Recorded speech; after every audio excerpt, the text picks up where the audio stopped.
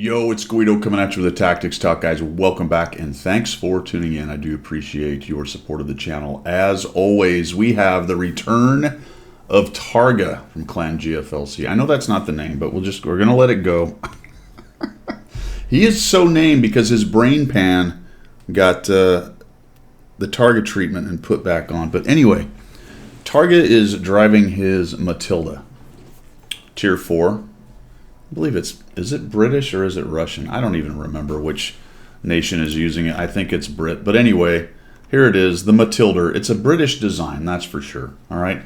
As the YouTuber, I should know whether it's on the Russian line or the British line. I don't. All right. Get over it. I don't know. But it is a Matilda. And that's not really about this tank necessarily, although we'll talk about a few things about the tanks. It's kind of interesting, and you'll notice that pretty quickly. He's got 92 rounds. All right, we'll talk about that a little while later. You also notice that I think it's 13. I counted it. We don't quite have a 15v15. Targa is probably up at 2 a.m. on the NA server, cranking out some serious Matilda games. All right. He sent this in all seriousness. Hey, can we get some help? Their random firing is now in order. Gotta love that at low tiers. One thing I will say, Targa, and we recently did an IS-3 video or an IS-3 replay of his, and I mentioned a little bit in that game about being zoomed in and driving and not really looking around. So camera technique for me, when I'm pushing out of the cap and looking around as what's going on, I'm zoomed out, Targa. And as I'm driving, I'm looking around. This is me, obviously controlling the camera. What's going on? I'll probably turn my turret this way to where I think a threat's going to come from. Maybe a fast light tank or medium is going to skirt there, potentially down here, but I'm not really going to be just kind of locked forward driving like this. I want to get SA. Maybe a tree gets knocked down up here or something, gives me a little bit of information. Every little piece that you can gather. And I really think for everybody that it starts with better camera technique where you're kind of watching around. And then as you approach your initial position, you can start to zoom in and look around at places where you think that the enemy is going to show up very early. Now, I thought this was going to be a good replay once I watched it, and it is a good replay for talking about timing in this game, how much time you have, looking at the amount of time you have left, and then considering your options with that time, and who it is that has to do something. All right, I want you to think about that for a little bit while we get into this. Who it is that has to get things done. So right off the bat, we come up here and we find all kinds of targets. So we're starting to use that Matilda's little pew-pew gun. Remember, it's only got 90-something rounds. You might go, holy cow, how much 90? You can't even go through that. Well, just hold your horses, my friends. Hold your horses. Also, it does about 50 damage, so the alpha is tiny. So Targa's going to come up here, and we're going to find all kinds of guys. Now, we're going to start shooting this B2, and we're firing regular rounds. Then we got guys shooting back at us, and we're getting some ricochets going on there. We'll see how long it takes, but I will tell you that an angled B2, shooting him in the side, you're probably not going to pin, especially with your regular AP. You're probably going to have to go to APCR to even have a chance there. But this thing's turret, this B2's turret, is not really that strong. And while it's a tiny little pimple on this great big tank, it's better than just shooting into the side. Or potentially ignore the B2 and take his buddy out, because you have a much better chance pinning. Although, again, this tank has pretty good armor as well, the P2640 right there. But continuing to shoot. There we go. So it looks like you changed your mind. But then we're into the track, and now we're into the side of the T26P2, who's letting you have it right there, hitting pretty hard. And we're thumping these guys. Looks like we're taking all kinds of hit. That B2 can't figure out how to pin you. All right, so we've taken these dudes on, and I look at this and I go, okay, well, how can I make my situation a little bit better? You sort of sat there and bang, bang, bang at those guys. Well, you got a couple options, really. You can maybe sneak down to this little lower spot and use some of these rocks and bushes and stuff, and maybe bush up and get some shots through the bushes at these while you're not even lit once you go dark. Another possibility is to kind of scoot left and get into these buildings and start moving your way forward so you can get maybe up over here. Sitting right here is not a fantastic idea, at least to me, because you're kind of out in the open if somebody else comes up over top. And really, all their strength is here. Look, all their dudes are down here. So why don't we get up here and start finding more ways to get shots on these guys. And what I see from your gameplay is a little bit of passivity as far as allowing the other team to come to you, which is working out for you right here. We find this guy, he's not doing anything. Blind shots you can do. Obviously, if you hit somebody, that's still going to do damage in there. And you do this a couple times later on, so that's very good that you have the concept of it. And this tank does have a lot of rounds, but there will come a point at which you kind of start running out. And the problem, obviously, is that there's quite a few hit points down here now because they buffed the hit points at tier 3 and 4. And this thing's only dropping 50 alpha. So nice job dropping the P2. We went to APCR and we ate that guy's lunch. So now the question is, what do I do next, right? We've created a bit of an advantage over here. They're kind of stuffed down the hole. We have a Hetzer, we have a Panzer IIIe way up here, T28, and a Panzer 1C. And if I was, the question that Target gave me is, what would you do? If I was in this Matilda, I'd drive up near this mosque and start just working over all these guys as fast as possible. And in this game, when you start to create advantages, the question is not necessarily, you know, did I create an advantage? It's what you did with it, right? Did you press the advantage, or did you just kind of let that initiative that you created disappear on you? You have shots, and as long as you have them, go for it. There's no problem right there. And then we back out, and I'm thinking, okay, now we're going to really push in. We're going to take out this Hetzer and maybe this T28. So we get a shot on him. That's fantastic. Another shot. You have shots, so you might as well stop and take those shots. Looks like you tracked him. Maybe go for the track again, but he hides out a little bit. I like the last shot because maybe, just maybe, he was behind something that you could break. We thumped the Panzer 1C, so that's all good. You got shots. Take him down. Fantastic. Now what? And so you said, what do I do next? Actually, I think you get this guy highlighted, so nicely done there. And pretty quickly, we have the Hetzer, and we're, how do we get a highlight? We'll take a shot. Good, we got our shot. And he goes downhill, but we don't have a shot. And no shot, and no shot. Okay, you're not going to get one. Right? It's not happening. He's down below the little rock here, and this is why I start saying, all right, you guys are creating a definite advantage in this local area. Why don't we push in with this mighty Matilda? We've already dropped 1,654 damage. That's pretty good. There we go. Just get in there and get that Hetzer. And I would not go down into the pit here. I would stay up top and go over to the mosque and start trying to find these guys. All right, that's good. He's dead.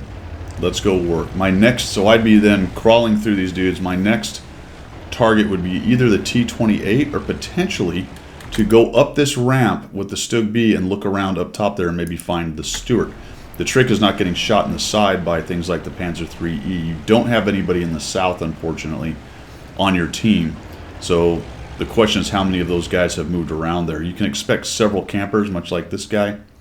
So he's sitting up here. No, can't quite see him yet. We're going to keep moving. Be careful about driving in zoom mode. If you're going somewhere, I'd be zoomed out, because what's happening is you're missing that there's an M3 Stuart there and there's a Panzer, a BT7 artery there. They are on your mini-map, but they're relative position to you, and whether you might clear this building and see them, and whether or not this guy may have a shot on you or not, you can't tell by driving zoomed in. A lot of times I'll also notice when you shift to look at someone, you stayed zoomed in. Try to zoom out and look around. Now here comes this guy, and he pays the price. That was a good kill. Fantastic. So down goes the T28, and that leaves 5 of them, 4 of which are lit. That probably got you lit, would be my guess. We see the BT7 already up there, and he just camp a llama ding-dongs up on that hill nearly the entire game until he dies much, much later. All right, what now? That was the question, right? What would you do? You only have 45 rounds. You've already burned through half your rounds right now. So I think at this point, with the amount of hit points that are left, one thing you have to start doing now is being a little bit more selective on your shots and a few less just blind shots into things. And now you've got to start creating shots. And that's kind of the timing thing I talked about. And when you ask me what would I have done differently as a general concept or a general comment, I would have been trying to create more of my own shots. And I think right now, getting off of this hill, in fact, you could probably just crawl down this without dying, and going up that ramp and trying to get rid of this Stuart, creating yourself more shots would be the way to go. So we just kind of poke in there, and then we're like, okay, yeah, that's good. We're zoomed. Oh boy, God, that's getting me a little dizzy right there.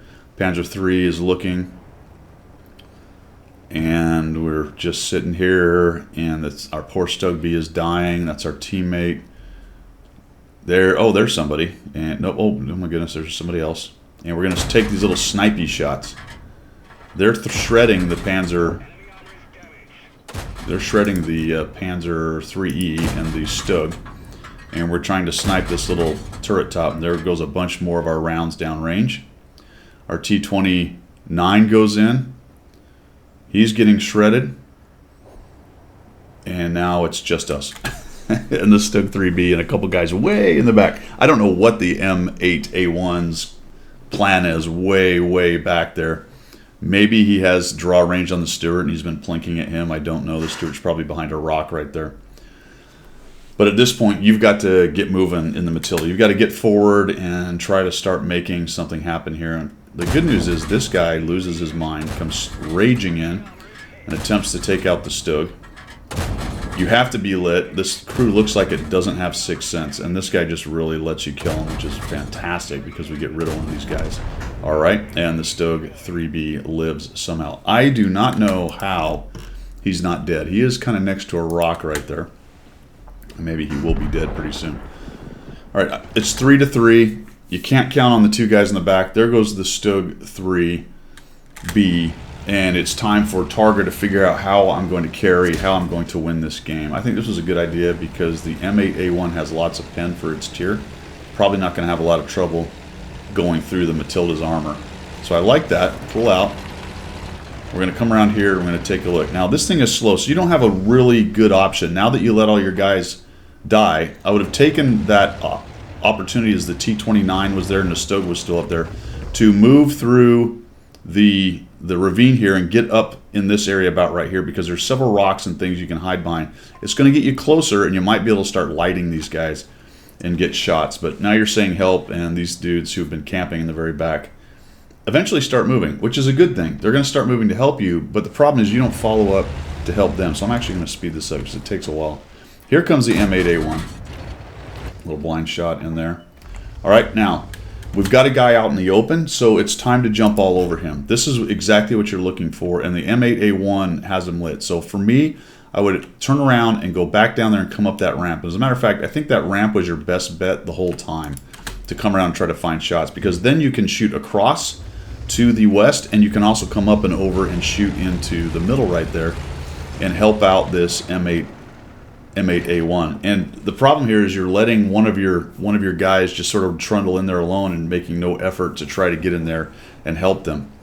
So really for me, crossing over there and headed up that way would help this guy out big time. There's another option to again come up the middle. It looks like you find one of these guys, so that's very good. There you go. That sucks. You get a crit, no damage. I have no idea how that M8A1 survived that long, but good on him. He does. There's a... Like, I have no idea. I watched that the first time, and I'm looking at him circle this dude, and how he's not getting absolutely shredded by everyone, I have no idea. So we're just going to sit here, and I think he wins, actually. T-28 is attempting to take him on, and we finally start moving that way, which is what we should have done earlier. And then we stop, and then we back up. So if you think about the timing in your mind on how much time you had from the point at which the T-28 and the M8A1 got engaged and how long you sat there, you could have easily been up and over there and probably got another shot or two. And then the M8A1 just pushes in. So this is a mistake on his part. He needed to bail out of there, reset, go dark, and then figure out how to get up there with you, and he just takes hits going in. I don't know if he survives. I think he actually crashes. He goes off the edge here and wipes out. Yeah, there we go. And then he laughs about it because he was shooting. And we're going to slowly come up to the top. And then all of a sudden the T-116 does something. I have no idea why he sat back there the whole time. But they're down to 2 and you're down to 2. This is where the time comes in. We have 5 minutes. We're actually not time crunched right now. I'm going to speed this up because it takes forever. We get up to the bush right here. We run into the Stug, and then we sneak forward, and then we look around into bushes as if the enemy is going to come pushing out at us. These are the guys who have camped the whole game. You can expect them to continue to camp probably the whole game. Turns out one of them actually moves. We'll get to that in just a minute. We got the T-116 moving in, and he's trying to figure it out. He actually comes around, by the way. I don't know if you noticed this. Comes around and rams you because I think he's irritated that you're not moving with him, and that's exactly right. Once he started moving around that way, I would have just come off this hill. You probably could have gone right down this really without dying, but if you wanted to, you could turn around and come around the safe way. And then drive up through this ravine, hugging this side right here, into these bushes, and just start taking a look and see if you can't find these dudes over here, because there's 2 of you now. I'm going to speed this up again. There's 2 of you. There we go. So there's that guy. The BT's up there. He's looking around, has no clue. No clue whatsoever. We're down to 27 rounds. Oh, we're at half speed. We're going to go back to full speed. And the T-116 is moving in. So once he back, I just start going, man. Get down there. Get with them. Get with them. Force them to expose themselves. T-116 has gone down into the pit. Again, we'll speed this thing up. T-116 is trying to figure it out. And it's all about creating your own shots right here. This is the big thing. You were in a great position. Okay, this right here is exactly what you needed to know. Where are both of them? They're both up there. As soon as I find they're both up there, I start trundling in. I try to get down off this cliff. I think you can actually, like I said, that's pretty, I don't know if that's actually a drop. I think you can actually sneak down that right there without dying. Just go very carefully. And then just cruise right up to this bush. And if you don't take any shots or they don't see you, and it'll be hard to know because you don't have 6th sense, once he's got them busy, he'll see you moving forward, and then you can make a dash across this open area and get up into there and just start eating those guys alive with the T-116's help. Now the T-116 is trying to figure out, he's doing his best to try to figure out how to do this. I'm going to speed this up again, because now you're at 3 minutes, and now time is becoming an issue here. You're not going to be able to cap because they're Overwatch right there. The 116 comes around, and you see the 116 is going to eventually push up as it gets to lower and lower time. And that's where you've got to start paying attention to the time there, target. Because now you don't have enough time to sit here. You've got to try to push this thing and take these 2 dudes out. And something kind of funny happens here. The 116 goes, and you should have already been across there like we talked about. Get up under there and you can come at him from 2 different directions. And what's funny is he finds the BTRD. He starts taking him on. Plinks him. That BTRD moves around. All right. The other thing you got to be doing is, if you are going to sit here in sniper mode, you got to find those openings and take those shots when they present themselves. There we go. So he moves back. This guy has no interest in fighting anyone. He's actually going to clear the opening there where that bush is, and you sort of see him, but we're late. Yeah, we're late getting our gun on him, and then he gets past us again. And then he makes a runner. And holy cow, the M8A1 is on your cap. That he left, but it's too late. We got a minute 6. You're never going to be able to get to him. We're going to finish off this BT. Nicely done. We've got 5 kills, 2,404 damage, 725 bounce, and 51 assists. Now, I will say right here, you should have turned around and gone back, because you probably could have lit him. Look at your view range on this thing. It's ridiculous at this tier. You easily could have got back there and found that guy. All right, you were the only one that was going to. Even though he's faster, you are so much closer. You're 100, 200, 300 meters closer. And even at the slow speed, you could have got up to this edge and probably got a view on this guy. If he's smart, he's tucked up against the hill, and maybe not. But the only hope your team has is for you to go back. And this is a pretty common problem with newer players who are trying to get better and better at the game, improving players like you, is they get this idea that, ooh, it's a slow tank, I can't go back. But if you looked at those view ranges and the distance you had to travel, you could have easily gone there, right? 36 seconds. Let's just take a look at this, because you were about right here in these bushes. So you've already traveled about 200 meters. Let's go 200 meters the other way, 100, 200. You'd already be there on that edge, giving your team at least a chance to maybe find that guy. And we head towards cap, which is, there's no use going towards cap. There's absolutely zero use. You're never going to get on in time. There's only 26 seconds left in the game, and you can't cap. The 116 just isn't going to make it. And there you go. So we're not going to wait till the bitter end of this. It ends up being a draw. So, because he can't cap in time, he's got 50 seconds, and there's only 21 seconds left. So what would I have done differently? More aggression, pushing the initiative a little bit more, and especially the end game right there. I think it was probably a pretty easy win, as the T-116 went around and lit them both up. As soon as you got them both lit, if you'd have blitzed towards that promontory right there, you'd have probably had them. They were going to have a hard time killing you.